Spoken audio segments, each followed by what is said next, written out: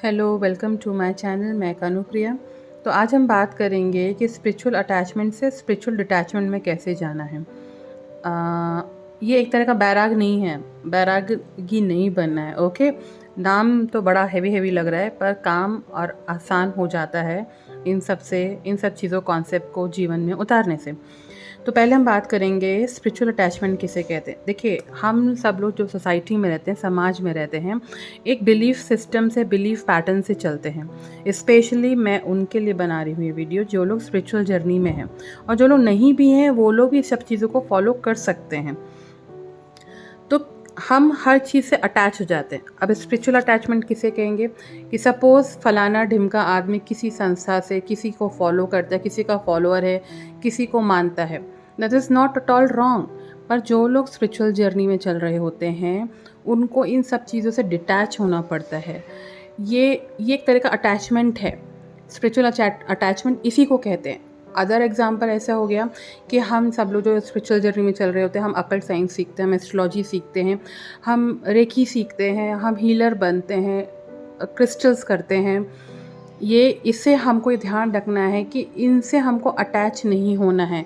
ये आपके लिए भगवान ने आपको एक गिफ्ट के तौर पर एक चीज़ दी है कि आप इसे जग कल्याण करिए, समाज का कल्याण करिए, उससे पैसा भी कमाइए, पर उससे अटैचमेंट भाव से नहीं। क्योंकि कई लोग ऐसा करते हैं कि अटैच हो जाते हैं और गलत चीज़ें भी इसमें इन्वॉल्व कर देते हैं, गलत प्रक्रियाओं को भी इसमें इन्वॉल्व कर देते हैं, चीज़ों का गलत इस्तेमाल करने लगते हैं, सिर्फ क्यों? पैसा कमाने के लिए। तो वो चीज़ आपका स्पिरिचुअल अटैचमेंट कहलाता है। ये चीज़ से हमको निकल कर स्पिरिचुअल डिटैचमेंट में आना होता है। वो कैसे आएंगे? अब होता क्या है स्पिरिचुअल डिटैचमेंट?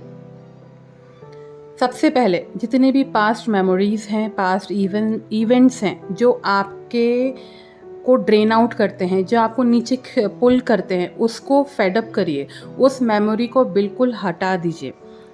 फिर उसके बाद फ्यूचर को लेट गो करिए। हम बोलते हैं लेट गो कर दो, इतना सारा टर्मिनोलॉजीज है लेट गो वाली, पर लेकिन करना क्या है? फ्यूचर को लेट गो करना, क्योंकि हमको फ्यूचर के बारे में कुछ पता नहीं होता है। रहना किस में है? वास्तविक प्रेजेंट मूवमेंट में। प्रेजेंट मूवमेंट क्या है? सपोज मेरा प्रेजेंट मूवमेंट है कि मैं यहाँ पर आपके लिए रिकॉर्डिंग कर रही हूँ, आप सबको के लिए ये मेरा प्रेजेंट मूवमेंट है। बस उसी मूवमेंट से हमको अटैच होकर इंजॉय करना है, और उसके बाद वो प्रेजेंट मूवमेंट जब ये वीडियो अपलोड हो जाएगा, ये मेरा पास्ट हो जाएगा, तो मुझे इसके बारे में सोचना भी नहीं है, डिटैच हो जाना है। लेकिन डिटैचमेंट में हमेशा ये ध्यान रखना है कि आपकी जो फीलिंग्स हैं, ये कंसर्न हैं, इमोशंस हैं, कभी बदलने नहीं चाहिए।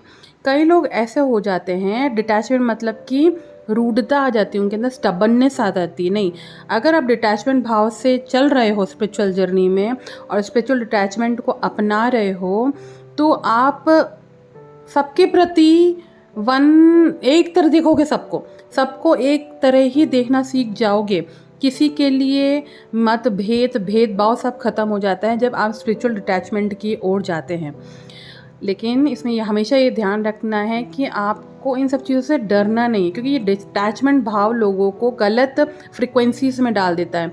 या तो लोग स्टबननेस हो जाते हैं, अरे मैंने तो उसको डिटैच कर दिया। अरे डिटैच करना किसी को इतना एक तो आसान नहीं है। अगर आपने किसी को XYZ को, इंसान को डिटैच किया है, किसी काम को डिटैच किया, लेकिन उसके कारण आप अपने ऑथेंटिक सेल्फ को, ऑथेंटिक नेचर को नहीं बदलना है।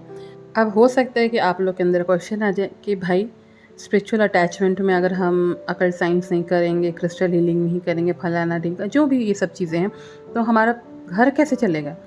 करना ज़रूर है, पैसा ज़रूर कमाना है, पर इससे आपको अननेसेसरी का, जिसको हम बिज़नेस की टर्मिनोलॉजी में बोलते हैं ना, नंबर 2 का पैसा, जिसको हम कहते हैं नंबर 2 का पैसा, मतलब कि आपको उस विद्या को सही तरीके से इस्तेमाल करके सोसाइटी के लिए उत्थान में लेकर जाना है, ना कि उस विद्या का गलत इस्तेमाल करके, अगर जहाँ पर आप 3-4 हज़ार रुपये ले रहे हैं तो उसका हाई चार्ज कर आप पैसों की लालच में उस विद्या का मिसयूज़ करेंगे। तो that is called spiritual attachment.